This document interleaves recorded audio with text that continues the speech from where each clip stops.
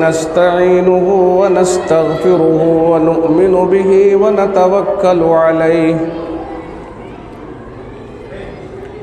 ونعوذ بالله من شرور أنفسنا ومن سيئات أعمالنا من يهده الله فلا مضل له ومن يضلله فلا هادي له ونشهد أن لا إله إلا الله وحده لا شريك له ونشهد أن سيدنا ومولانا محمدًا عبده ورسوله وصلى الله تعالى على خير خلقه محمد وآله وأصحابه وسلم تسليما كثيرا كثيرا أما بعد أعوذ بالله من الشيطان الرجيم بسم الله الرحمن الرحيم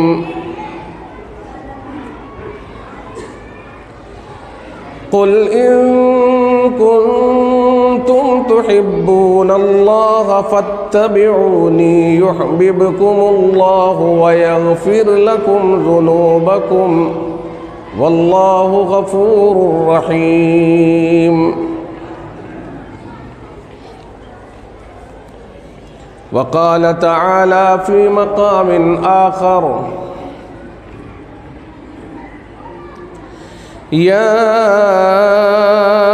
أيها الذين آمنوا اتقوا الله حق تقاته ولا تموتن إلا وأنتم مسلمون صدق الله مولانا العظيم وعن عثمان بن عفان رضی اللہ تعالی عنہ انہ قال قال رسول اللہ صلی اللہ علیہ وسلم خیرکم من تعلم القرآن وعلمہ او کما قال علیہ الصلاۃ والسلام۔ عزیزان ملت، نوجوان ساتھیوں، پیارے دوستوں اور دینی بھائیوں، براری میں یہ پہلا موقع ہے کہ جب کسی جلسے میں حاضری کا موقع حاصل ہوا۔ مولانا عبدالرؤوف صاحب، بہت پرانی ملاقات ہے مولانا سے، اور کبھی گزرتے ہوئے میں ادھر ہو کے ملاقات کر کے چلا جاتا اور کبھی حضرت ادھر تشریف لے جاتے تو ملاقات ہو جاتی۔ اور بھئی زیادہ تیز کیوں کر رہا آواز کو، تو اسے سارے کو بیکار کرے گا کیا؟ اتنی تیز آواز کس نے بتائی؟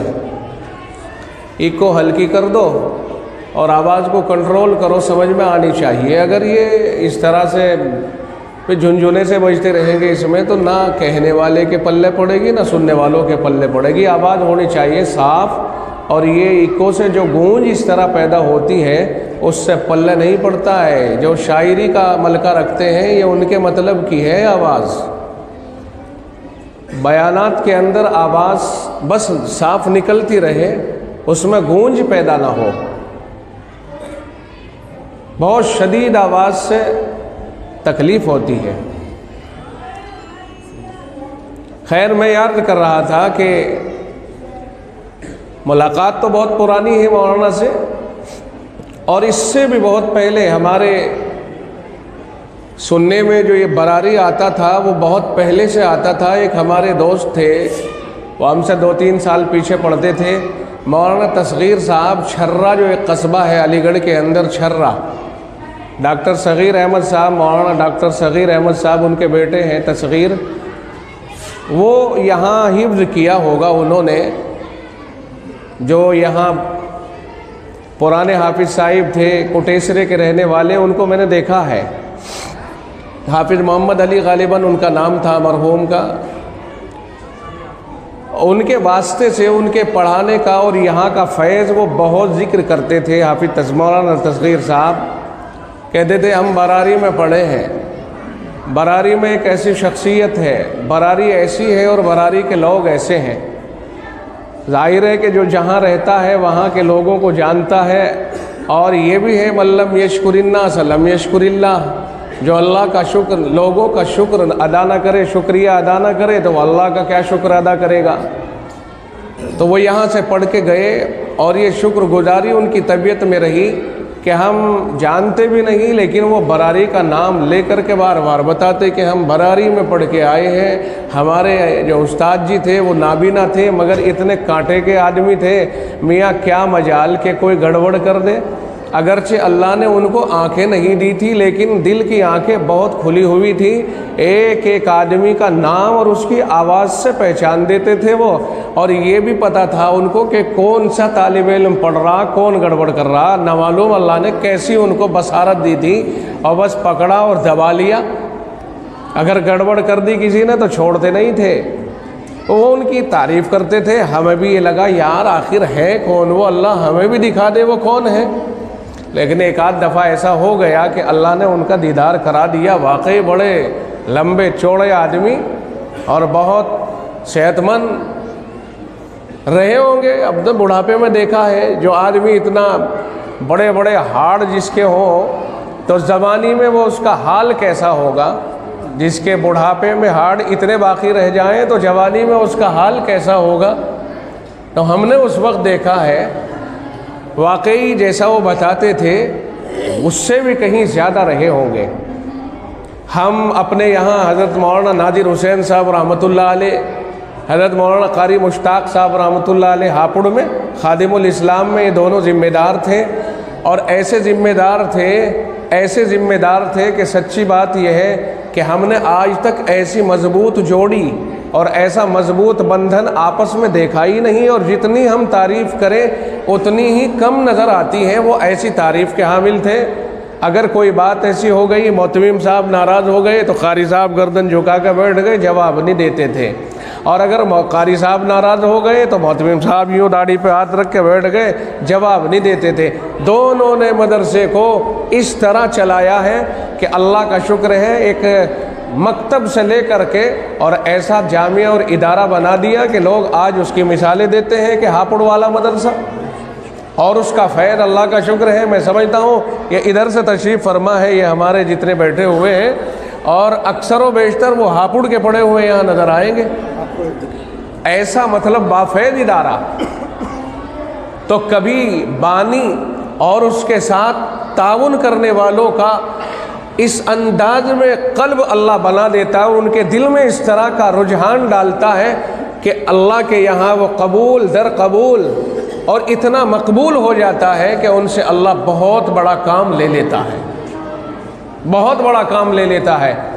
شاید یہاں جو بیٹھے ہیں آپ کے کھیتوں کا ہی تو حصہ ہوگا نا، کھیتی ہوتی ہوگی یہاں پر، لیکن آج یہ ایک ایسا چمن ہے کہ میرے خیال میں اس انداز کی مسجد، میں تو ان سے مولوی صاحب سے کہتا ہوں مولوی صاحب یہ نقشہ لائے کہاں سے آپ؟ انہوں نے کہا حضرت مولانا ابراہیم صاحب افریقی دامت برکاتہم، یہ سارا کا سارا انہی کا نقشہ ہے۔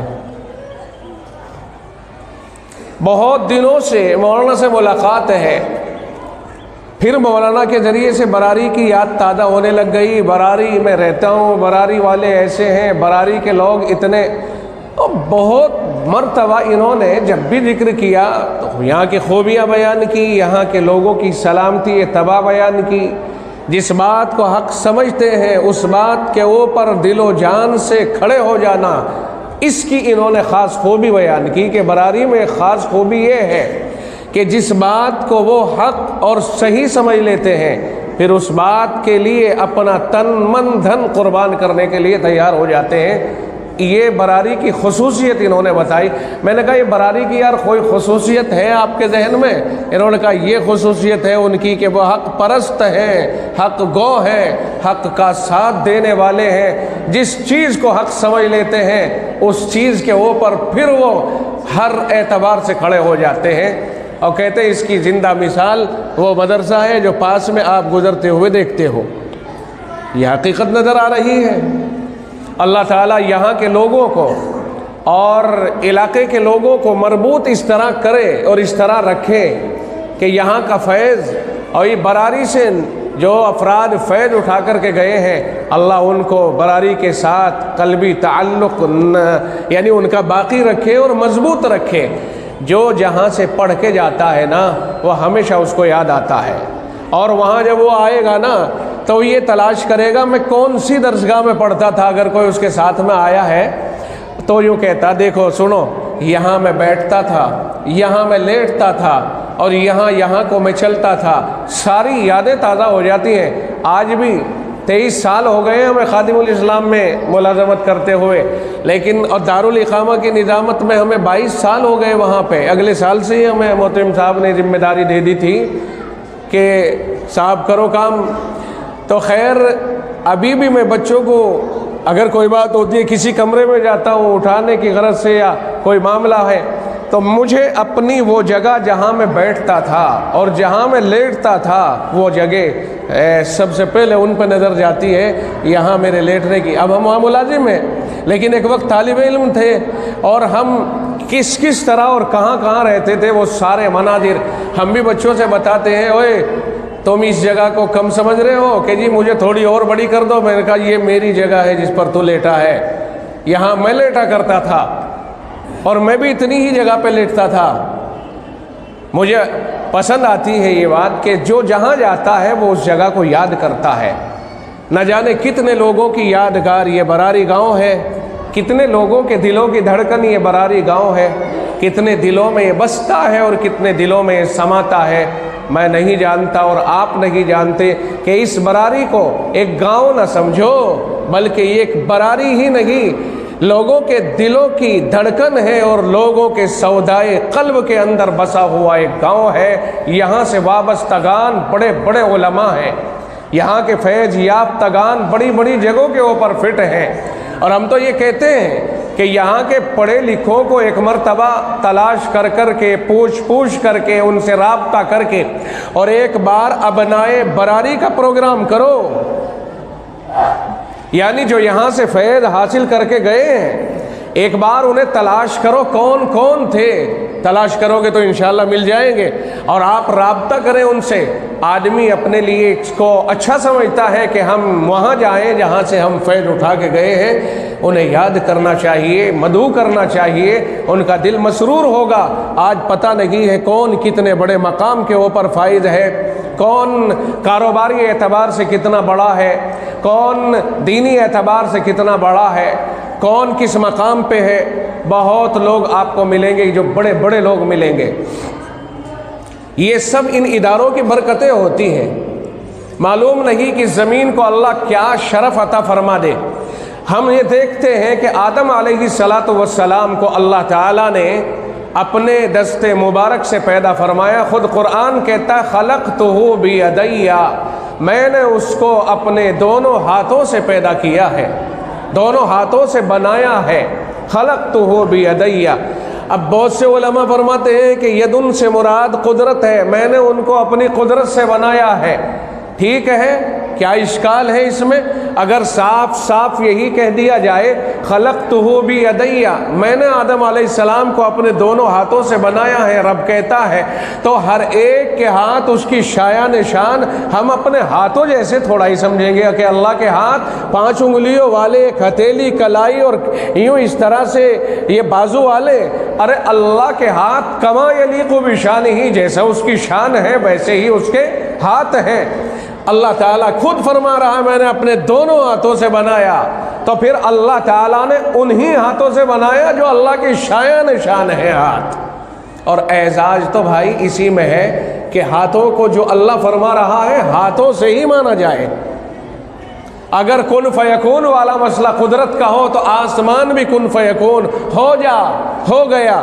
ہو جا، ہو گیا۔ ساری کائنات کے لیے یہ ہے کہ بن جاؤ، بن گئے۔ لیکن آدم علیہ السلام کی جب باری آ رہی ہے تو رب الگ سے ارشاد فرما رہا ہے، خلقتہ بیدی، میں نے آدم کو اپنے دونوں ہاتھوں سے بنایا ہے۔ اس کا مطلب یہ سمجھ میں آتا ہے کہ ہاتھ ہی مانے جائیں، مگر اللہ کی ذات کے شایع نشان۔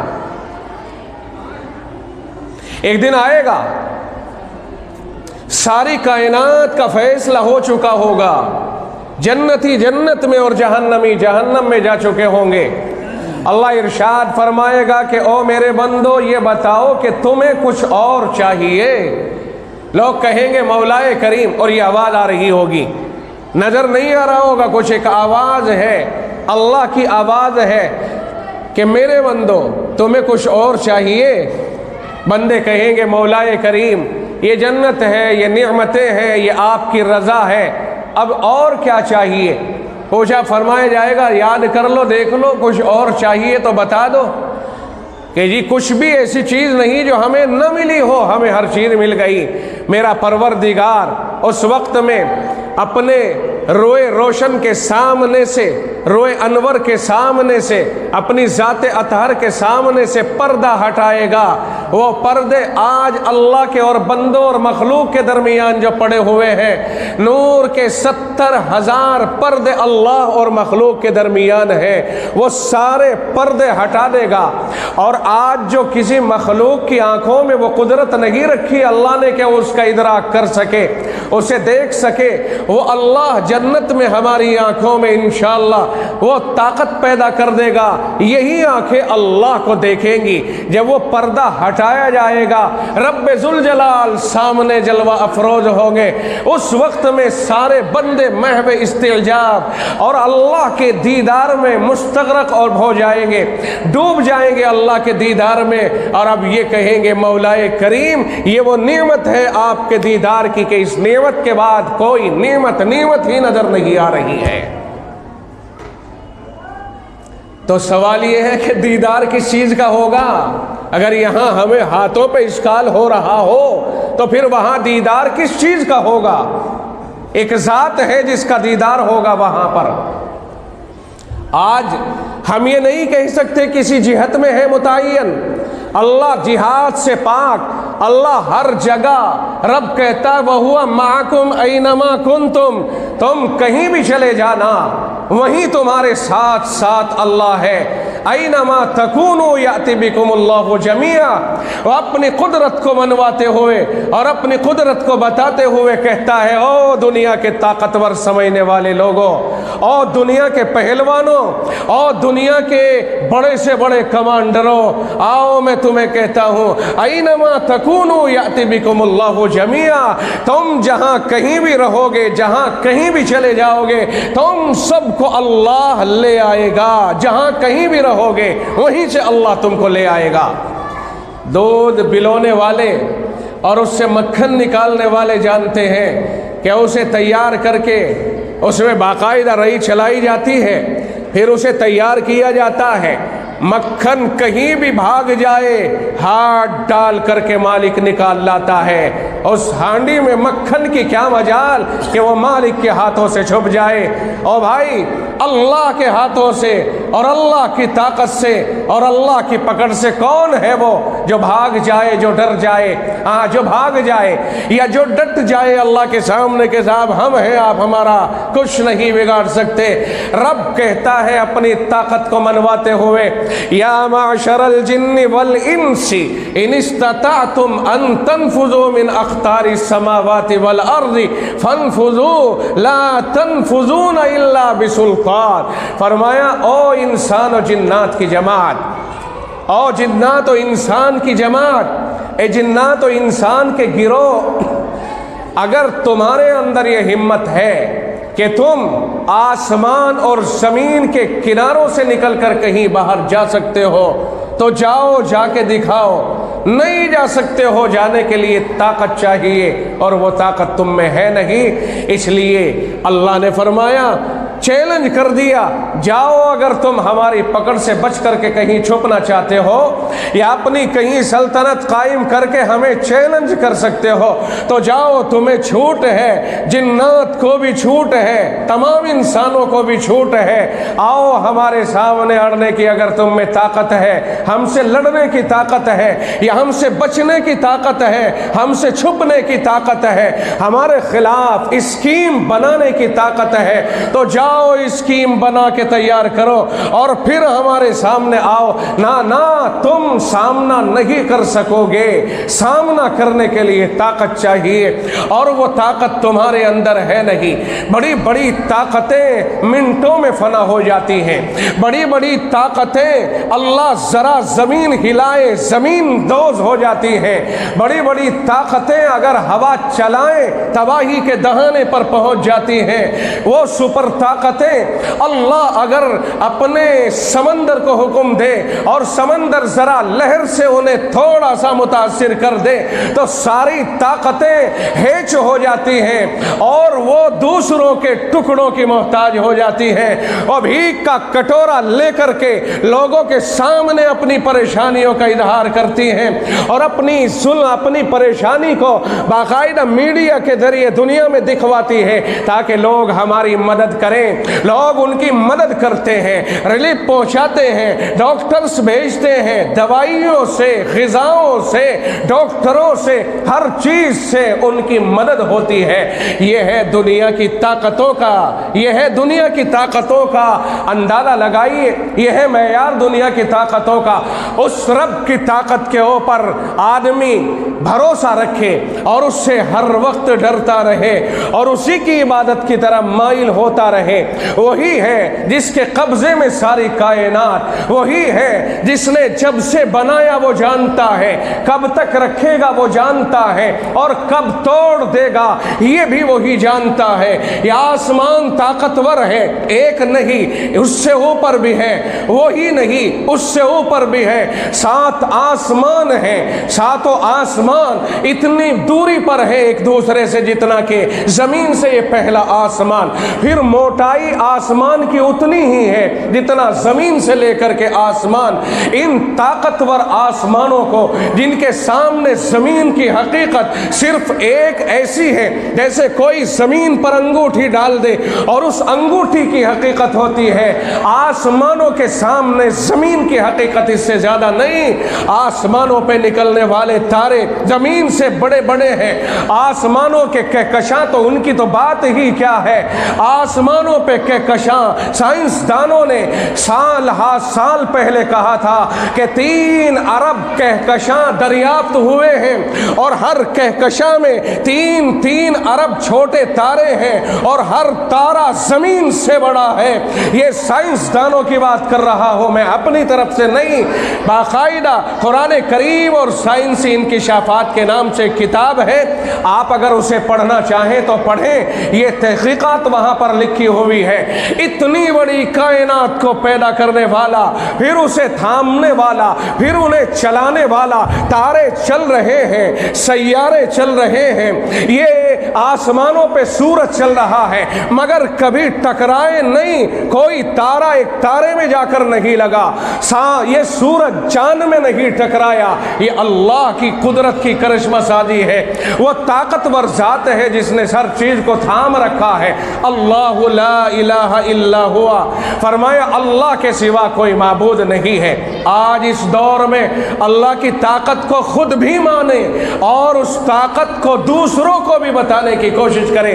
हम अपने ईमान की सलामती के लिए कोशिश करें। आज ईमान के डकैत कदम कदम पर मिलेंगे जो हमारे ईमान को लूटने की बातें कर रहे होंगे, जो हमारे ईमान को कमजोर करने की बातें कर रहे होंगे। ये दौर कयामत का करीब है, इसलिए कुर्बे कयामत में ऐसी कैफियत आएंगी जिससे आदमी का ईमान सुबह को मोमिन था, शाम के वक्त में ईमान से हाथ धो बैठेगा। शाम को मोमिन सोया, सुबह के वक्त में ईमान से हाथ धुला धुलाया उठेगा। ऐसे हालात सामने आते रहेंगे और आज भी ऐसे हालात नजर आने लग गए। हमें अपने आप को और अपने बच्चों को ईमान की सलामती और ईमान की मजबूती से मुताल्लिक ہر وقت میں سمجھنا اور سمجھانا چاہیے، اور ضرورت ہے اس بات کی۔ تو بہرحال خدا کی قدرت کہ ساری کائنات کو تھامے ہوئے ہیں، ساری کائنات پر اسی کا اجارہ ہے، اور پھر کہتا الحمدللہ رب العالمین، تمام تعریفیں اسی اللہ کے لیے ہے جو سارے جہانوں کا پالنہار ہے، ہر جگہ مخلوق ہے اور اسے وہ دیکھ بھی رہا ہے، پال بھی رہا ہے، تھام بھی رہا ہے۔ اس کے سوا کوئی نہیں ہے معبود، اس کے سوا کوئی نہیں ہے جو تھامنے والا ہو ساری کائنات کو۔ یہ کائنات اس کی نگاہوں میں مچھر کے پر سے زیادہ حیثیت نہیں رکھتی ہے۔ اللہ کے نبی علیہ الصلوۃ والسلام کا ارشاد گرامی ہے، لو كانت الدنيا تعدل عند الله جناح بعوضة ما سقى كافر منها شربة ماء او كما قال علیہ السلام۔ فرمایا اگر اللہ کی نگاہوں میں اس ساری کائنات کی ایک مچھر کے پر کے برابر بھی حیثیت ہوتی تو کوئی اللہ کا نافرمان، اللہ کا منکر، اللہ کی طاقت کا منکر، اللہ کے دین کا انکار کرنے والا، اللہ کا دشمن ایک گھونٹ پانی تک نہیں پی سکتا تھا۔ یہ اللہ کے نبی نے فرمایا ہے۔ ابو داؤد شریف میں حدیث پاک موجود ہے، سیدنا ابو ہریرہ رضی اللہ تعالیٰ عنہ حدیث پاک کو بیان کر رہے ہیں، لوگوں ہماری نگاہوں میں اس دنیا کی حیثیت ہو سو ہوتی رہے، ہم اس دنیا کو اپنا خدا سمجھیں تو سمجھتے رہیں، اللہ ہمیں معاف فرمائے۔ ہماری نگاہوں میں جس نے اللہ کا اقرار کر لیا ہے اس کی نگاہوں میں اس دنیا کی کوئی اوقات نہیں ہے، کوئی ویلو نہیں ہے۔ ہم بھی وہی کہتے ہیں جو ہمارے نبی فرماتے ہیں، ہمارا عقیدہ وہی ہے، چاہے لوگ کتنے ہی دنیا میں گھسے ہوئے نظر آئیں، لیکن جب آتی ہے باری محمد مصطفیٰ کے ارشاد کی، جب آتی ہے باری رب ذوالجلال کے فرمان کی، تو کوئی کتنا ہی کم تر مسلمان کیوں نہ ہو، لوگوں اسے کتنا ہی ہلکا کیوں نہ سمجھتے ہو، وہ فرمان رسول کے مقابلے پر اپنی کوئی رائے نہیں رکھتا ہے۔ یہ مسلمان کا ایک تر امتیاز ہے۔ کیا آپ اللہ کے نبی کے فرمان کے سامنے اپنی کوئی رائے رکھتے ہو؟ کوئی نہیں کہہ سکتا کہ نہیں، امام الانبیاء نے جو فرما دیا وہ حرف آخر ہے۔ تو آپ ہی نے فرمایا ہے کہ یہ ساری کائنات اللہ کی نگاہوں میں ایک مچھر کے ٹوٹے ہوئے پر کے برابر بھی اوقات نہیں رکھتی ہے، اس کی کوئی ویلو نہیں ہے۔ جسے دے دی گئی ہے برتتا رہے، استعمال کرتا رہے، اور یہ سمجھ کر ہرگز نہ چلے کہ یہ میرا مال ہے، یہ میرا مال ہے، کیونکہ اللہ کے نبی علیہ السلام نے فرمایا آدمی دنیا کے بارے میں کہتا ہے یہ میرا مال ہے، لوگوں کو ذرا سی اس پر ملکیت دے دی گئی تو کہتا ہے میرا مال ہے۔ آقا نے فرمایا سن میرے پیارے، تیرا مال کوئی نہیں سوائے 3 قسم کے اموال کے۔ پہلی قسم یہ ہے کہ تو نے کچھ کھا لیا، وہ تیرے اندر چلا گیا، ختم کر دیا، وہ تیرا ہو گیا، دوسرے کے قابل نہیں رہا۔ یا تو نے کپڑے پہن لیے، پہن کر کے پھاڑ دیے، بیکار کر دیے، وہ تیرے کپڑے ہو گئے، تو اسے کہہ سکتا ہے میرے کپڑے ہیں چونکہ تو پہن رہا ہے۔ اور تیسری قسم یہ ہے، فرمایا جو مال تو نے اللہ کی راہ میں اپنے رب کو راضی کرنے کے لیے اپنے ہاتھوں سے اپنے آخرت کے خزانے میں جمع کر دیا ہے، یا پھر وہ تیرا مال ہے۔ اس کے سوا اگر تو کسی مال کو اپنا مال کہتا ہے، یہ بھول ہے، یہ بھول ہے۔ آقا نے تو ایک دن یہ بھی فرمایا تھا، او میرے پیاروں مجھے ایک سوال کرنا ہے تم سے، تم ایک سوال کا جواب دو۔ آقا سے صحابہ کرام متوجہ ہوئے، سوال آقا نے فرمایا مجھے یہ بتاؤ تم میں سے کون ہے ایسا شخص کہ جس کا مال جس کی نظروں میں اس کے وارثوں کا مال اس کے مال سے زیادہ پیارا ہو؟ توجہ ہے کہ نہیں ہے میں جو کہہ رہا ہوں، آپ سمجھیے۔ آپ نے فرمایا کہ یہ بتاؤ کون ہے تم میں ایسا کہ جس کو اپنے وارثوں کا مال زیادہ پیارا لگتا ہو اپنے مال کے مقابلے میں۔ میں آپ کو چاہتا ہوں کہ آپ یاد کریں، پیغام لے کے جائیں، جو باتیں میں عرض کر رہا ہوں انہیں آپ یاد کریں، صرف سننا نہیں، میں تقریر سنانے نہیں آیا، میں آپ کو جو بات کہوں اس کو یاد کرانا چاہتا ہوں، آپ انہیں یاد کیجئے۔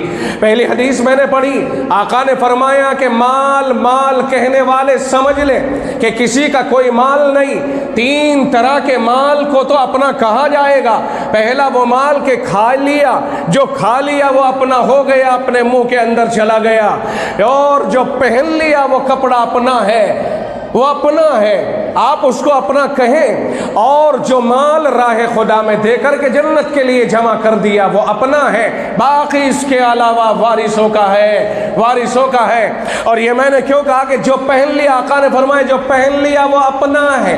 اگر کرتا پہنے ہوئے، پائجامہ پہنے ہوئے موت آتی ہے، یہ کرتا اور پائجامہ یوں ہی نہیں، پھاڑ دیا جاتا ہے، کرتا وہ کسی کے قابل نہیں رہتا ہے۔ اور لوگ بھی یہ سمجھتے ہیں بابا جی کا اگر پاجامہ یوں ہی کھینچ لیا گیا تو کوئی پہننے کو تیار نہیں ہوگا۔ ارے صاحب ڈر لگتا ہے، مرے ہوئے کا پاجامہ پہنتے ہوئے ڈر لگتا ہے، مردے کا کرتا پہنتے ڈر لگتا، نہ میں نہیں پہنوں گا اس کو۔ اور پھر کیوں بھائی اس نے استعمال کیا، نہ میں نہیں پہنوں گا، پھر کیا کریں، یار یہ پاجامہ مدرسے میں دیا کوئی مولوی پہن لے گا، یہ مولوی بھوت ہے کیا؟ بھائی مولوی صاحب کون سی کوالٹی ہے آپ کی نگاہوں میں کہ اسے اٹھا کے کفن کی چادر لوگ لے جاتے ہیں؟ اب تو باقاعدہ لوگوں نے فکس کر دی، اور اس کے اوپر کوئی لا الہ الا اللہ، کوئی آیت الکرسی لکھ رہا ہے۔ سنے مسئلے کے طور پر اگر یہ آیت کریمہ قرآن کریم کی آیات چادروں کے اوپر لکھی ہوئی اور اس طرح ڈال کر کے اس کو لے جاتے ہیں اور اسے تبرک کا سبب سمجھتے ہیں، یہ غلط فہمی ہے، قرآن کریم کی آیات کی توہین ہے۔ خوب سمجھ لینا، جس قرآن کے بارے میں رب کہتا ہے لا یمسہ الا المطہرون، اسے پاک ہی لوگ ہاتھ لگائیں گے، جو بے وضو ہے، جو ناپاک ہے، اسے ہاتھ نہیں لگا سکتے ہیں۔ قرآن کریم کی آیات چادروں پہ اللہ لا الہ الا هو الحی القیوم، سورہ فاتحہ چادروں کے اوپر لکھ کر کے، یہ ہمارے دماغ کی اپج ہے، اس میں شریعت کا کوئی معاملہ نہیں، ہم شریعت کے پابند ہیں، ہم کسی کے دماغ کی اپج کے پابند نہیں ہیں۔ اگر کسی مالدار کے دماغ میں یہ بات آ گئی، چادر میں دوں گا جو اس کے اوپر ڈالی جائے، اور میں اس طرح کی لکھی ہوئی دوں گا، وہ مبارک ہو اسی کو۔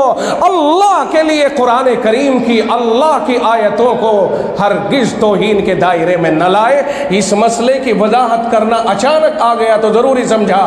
آپ بتائیے آپ کی سمجھ میں آیا ہے یہ مسئلہ کہ نہیں آیا؟ بہت دفعہ ایسا ہوتا ہے کسی علاقے کے اندر رواج ہوتا ہے، اور اس رواج کو اگر شریعت کے خلاف ہو اور کوئی آدمی اسے بتا دے تو بتانے والے کے خلاف ہو جاتی ہے پوری بیلٹ، بھول جاتی ہے اس بات کو کہ یہ دین ہے اللہ کی طرف سے بھیجا ہوا، یہ ہماری جاگیر نہیں ہے کہ ہم جیسے چاہیں پلٹ لیں، جیسے چاہیں بدل لیں۔ دہلی میں ایک جگہ تھا، میں مجھ سے کہنے لگ گئے مول صاحب انہیں اپنے امام صاحب کو سمجھاؤ، رکعت بہت لمبی کرتے ہیں۔ میں نے کہا کیسے؟ فجر میں جی ویسے ہی نیند آئی رہے، اٹھا تو جاتا نہیں، سارا دن تو کاروبار میں تھک جاتے ہیں، کہیں رات کو 1:30-2 بجے لیٹنے کی نوبت آوے جی، نماز میں آتے ہیں تو امام صاحب بالکل تھکا کے ڈال دیتے، بھائی کیا پڑھ دے کہ اما یتسالون کی پوری صورت پڑھ دیتے ہیں صاحب۔ اجی ان سے کہو کہ قل هو اللہ انا اعطیناک بھی تو ہے قرآن کریم میں، چھوٹی چھوٹی صورتیں پڑھایا کریں۔ لوگ جو ہے برا سمجھ رہے ہیں، کئی لوگوں نے مجھ سے کہا کہ بھئی انہیں امام صاحب کو سمجھاؤ، تم ان کے استاد ہو تو میں اس لیے کہہ رہا ہوں کہ تم انہیں ذرا سمجھا دینا۔ میرے یارو کیا کر دیا، کیا ہو گیا؟ فولڈنگ نماز پڑھنا چاہتے ہیں، فولڈنگ کہ صاحب جب چاہا بند کر کے لپیٹ کے رکھ دیا اور جب چاہا کھول لیا؟ نہیں، جناب محمد الرسول اللہ صلی اللہ علیہ وسلم کا جو طریقہ کار ہے اس کے مطابق ہمیں کام کرنا ہوگا۔ اگر اس طریقہ کار کے خلاف کیا جائے گا تو نماز کا ذائقہ ختم ہو جائے گا، فرض تو اتر جائے گا، لیکن فرض کے علاوہ کچھ اور بھی تو چاہیے، ثواب چاہیے کہ نہیں چاہیے؟ طریقہ نبوی جب ہاتھ میں آئے گا تو سمجھ لو ہم آگے کامیاب ہوں گے، اور طریقہ نبوی کے خلاف اگر جائیں گے تو پھر ہم کامیاب نہیں ہو سکتے ہیں۔ گائیڈر کون تھے ہمارے؟ جناب محمد الرسول اللہ صلی اللہ علیہ وسلم تھے نا۔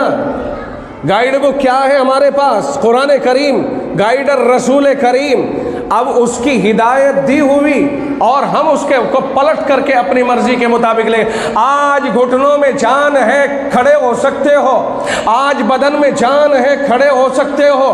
कारोबार पर रात के 12 बजे तक बैठने वाला और 10 बजे से कारोबार को संभालने वाला, और वह काउंटर से हिले नहीं, काउंटर पे इतनी जम करके ड्यूटी देने वाला, और जब आया अल्लाह के दीन का मामला, कहा 10 मिनट तुम्हें अल्लाह के दीन के लिए खड़ा होना है, और सिर्फ खड़ा ही नहीं होना है बल्कि कई उसमें कई अंदाज है। तुम्हें बैठने का भी मौका मिलेगा, तुम्हें सजदे का भी मौका मिलेगा, तुम्हें खड़ा होने का भी मौका मिलेगा।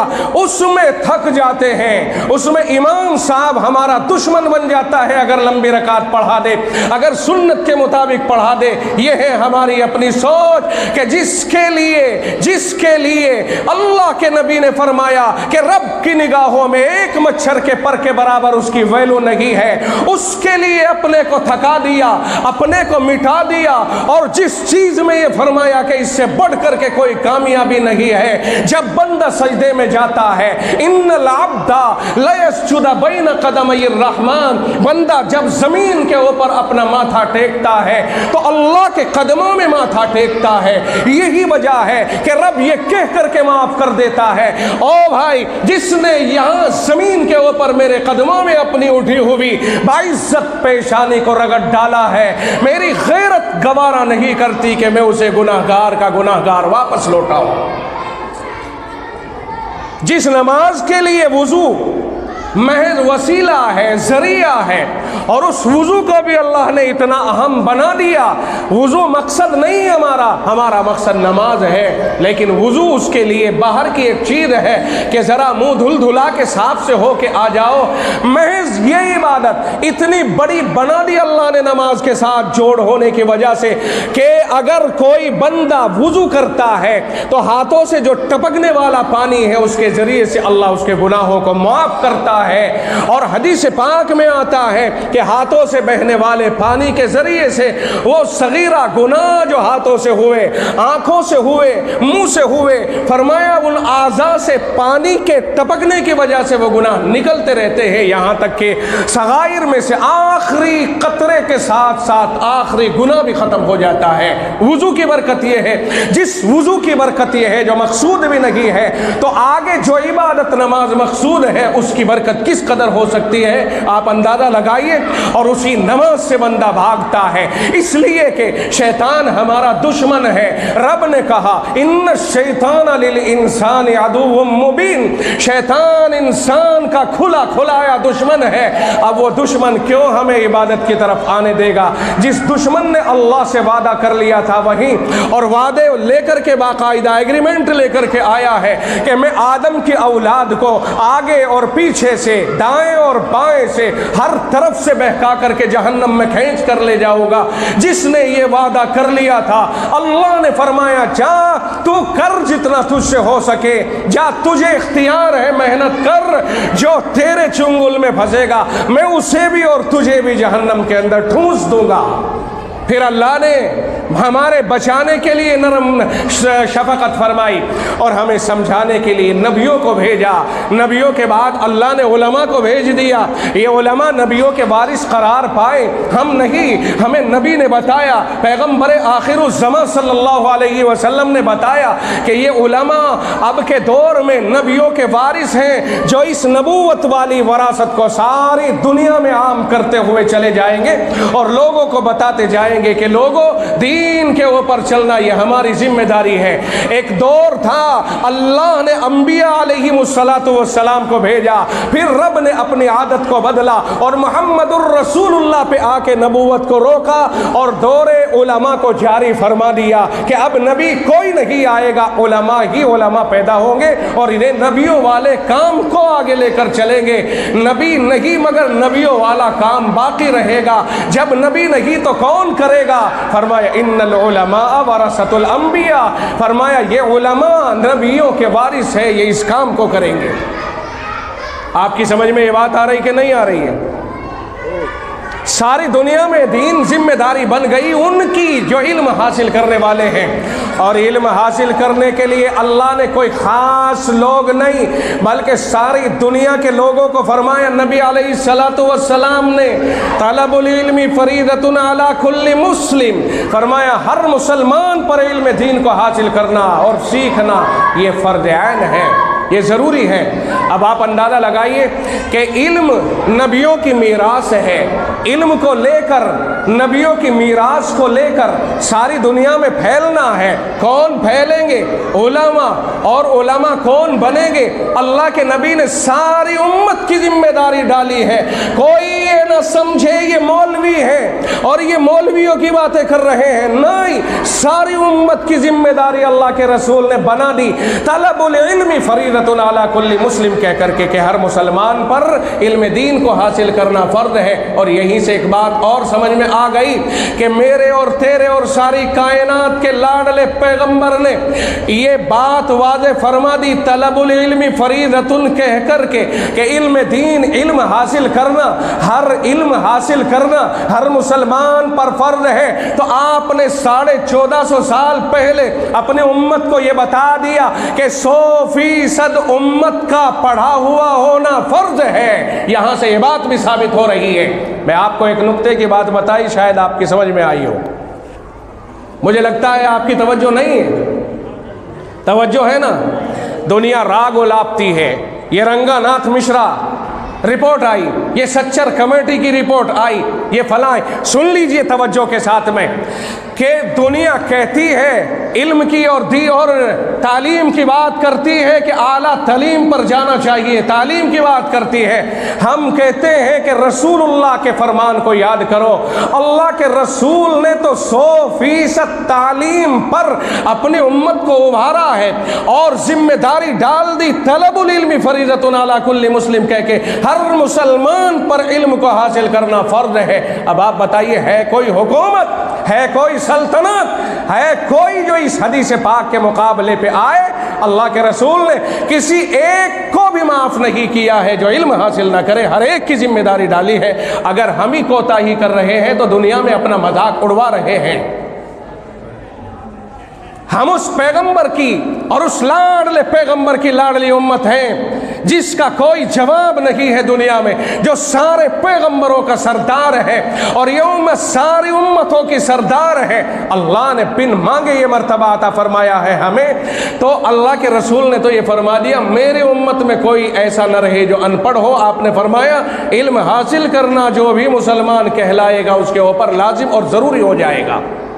تو ہماری ذمہ داری کیا بنی جی؟ علم کو حاصل کریں، علم کو حاصل کریں۔ قرآن کریم نے ایک چیز کہی، قل ان کنتم تحبون اللہ فاتبعونی، اگر تم اللہ سے محبت کرتے ہو، بھائی اللہ اللہ جبھی تو کرتے ہو، آپ کے اللہ سے آپ کو لگاؤ ہے، ورنہ آپ نہ کسی بت کے سامنے نہ جھک جائے۔ آپ کہاں کہیں چلے نہ گئے کیوں نہیں؟ کہا ہمارا رب ایک ہے، اللہ ہے، ہم اس کے در کو چھوڑ کر کہیں نہیں جا سکتے ہیں۔ تو پھر میرے آقا پر آیت نازل ہوئی، رب نے فرمایا قل، کہہ دیجئے ان لوگوں سے سب سے، ان کنتم تحبون اللہ، اگر تم اللہ سے محبت کرتے ہو، فاتبعونی، تو میری اتباع کرو، میری بات مانو۔ اللہ کے رسول نے کیا فرما دیا؟ طلب العلم فریضۃ علی کل مسلم، ہر مسلمان پر علم حاصل کرنا فرض ہے۔ تو اگر علم حاصل کرتا ہے تو رسول کی بات مانتا ہے، اور علم حاصل نہیں کرتا تو رسول کی مخالفت کرتا ہے، رسول کی بات نہیں مانتا ہے پھر۔ اور کامیابی اللہ نے کس چیز میں رکھی ہے بھائی؟ توجہ ہے کہ نہیں ہے؟ کامیابی کس چیز میں رکھی ہے اللہ نے؟ قرآن کیا کہہ رہا ہے؟ وہ آیت جو میں نے پڑھی تھی، آخر میں اس آیت کو واضح کر رہا ہوں اور بات کو اپنی ختم کر رہا ہوں۔ اللہ نے فرمایا قل، اے نبی فرما دیجئے اس امت سے، اور یہ فرمانا قیامت تک کے لیے ہے، چونکہ قرآن قیامت تک کے لیے ہے، اس لیے یہ اعلان قیامت تک کے لیے ہے۔ اللہ نے نبی کی زبانی کہلوا دیا، فرمایا میرے پیارے ان لوگوں سے یہ تو کہو، ان کنتم تحبون اللہ، اگر تم اللہ سے پیار کرتے ہو، اللہ سے تم محبت کرتے ہو، اور اللہ تمہارا کچھ لگتا ہے، ہائے ہائے کچھ لگتا ہے کہ نہیں لگتا؟ بولو، سب کچھ تو وہی لگتا ہے، یہ جتنے لگے لگائے ہیں سب اسی نے تو بنائے ہیں۔ اگر کوئی ہمارا باپ لگتا ہے تو لگایا کس نے ہے؟ اگر کوئی ہماری ماں لگتی ہے رشتے میں، ماں کس نے لگائی ہے؟ کوئی بہن بھائی، کوئی استاذ، کوئی ادھیکاری، کوئی بیوی، کوئی بیٹا، کوئی بھی ہے، یہ سب کس کی وجہ سے لگتے ہیں ہمارے؟ رب نہ لگاتا تو کیسے لگ جاتے؟ رب ہمیں ایک ماں سے پیدا نہ کرتا تو ماں کیسے بن جاتی؟ رب ہمیں ایک باپ سے نہ پیدا کرتا تو باپ کیسے بن جاتا؟ رب اسی ماں سے کچھ اور اولاد نہ بناتے تو بھائی کیسے بن جاتے؟ یہ ساری وہ چیزیں ہیں کہ رب ذوالجلال نے بنائے ہیں، تو ہمارے رشتے بھی بنائے ہیں، ہمیں ایک دوسرے سے لگائے ہیں۔ تو میں عرض یہ کر رہا تھا کہ رب بھی ہمارا کچھ لگتا ہے کہ نہیں لگتا؟ تو سب کچھ تو وہی لگتا ہے نا۔ ہم نے لوگوں کا احترام کیا کہ صاحب یہ ہمارا استاد لگتا ہے لہذا احترام، صاحب یہ ہمارے مہمان ہیں احترام، صاحب یہ میرا فلاں و فلاں ہے تو احترام، اور اس کے سامنے اطاعت اور فرما برداری اور تابع داری، اس لیے کہ وہ ہمارا کچھ لگتا ہے، یہ ادھیکاری ہے ہمارا، یہ ادھیکار ہے اس کو ہمارے اوپر، یہ ہمارا بڑا ہے، لہذا اس کے سامنے کھڑے ہوتے ہیں، دست بستہ کھڑے ہو جاتے ہیں۔ تو یہ جو لگانا ہے در حقیقت یہ اللہ کے بنائے ہوئے ہیں۔ تو کائنات میں اگر حقیقتاً ہمارا کوئی لگتا ہے تو وہ رب ہے جو ہمارا پروردگار ہے، اور اصل محبت اسی کی طرف لوٹتی ہے ہماری، اور وہ اپنے بندوں سے اتنی محبت کرتا ہے، اتنی محبت کرتا ہے کہ ایک ماں اگر اس کا بیٹا گندگی میں لت پت ہو جائے، دوسرا تو اس سے گھن کرے گا لیکن ماں اس سے گھن نہیں کرے گی، بلکہ محبت جو اللہ نے ماں کے دل میں ڈال دی اسی کے طفیل ماں اس کو اٹھانے پہ مجبور ہے، ورنہ اگر وہ محبت اللہ نہ ڈالتا تو ماں اٹھاتی کیسے ہمیں؟ پھر ہماری پرورش کیسے ہوتی؟ ہم تو پیدا ہوتے ہی ناپید ہو جاتے، ختم ہو جاتے، مگر اللہ نے ماں کے دل میں محبت جو ڈال دی اسی کی بنیاد پر ہماری گندگیوں کو گوارا کرنے لگ گئی۔ ایک ماں سے اللہ نے جب پیار کیا اپنے بندے سے تو ایک ماں سے 100 گنا زیادہ پیار کر گیا۔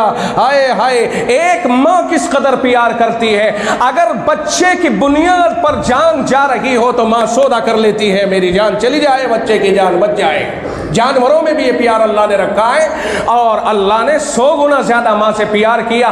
ارے ماں کا نام کیوں لیا جاتا ہے کہ محبت میں مخلوق میں سب سے الگ تھلگ مقام ماں کا ہوتا ہے، تو محبت کی فراوانی کو بیان کرنے کے لیے ماں کا نام لیا جاتا ہے، ورنہ تو بھائی اس رب کی محبت کی تو کوئی مثال ہی نہیں دی جا سکتی ہے۔ یہ تو سمجھانے کے لیے مثال دی گئی ماں کا نام لے کر کہ دیکھو ماں دنیا میں سب سے زیادہ پیار کرنے والی شخصیت ہوتی ہے، اس لیے اللہ اس سے بھی جس سے زیادہ کوئی پیار نہ کرے، اس سے بھی سینکڑوں گنا زیادہ پیار کرتا ہے اپنے بندے سے۔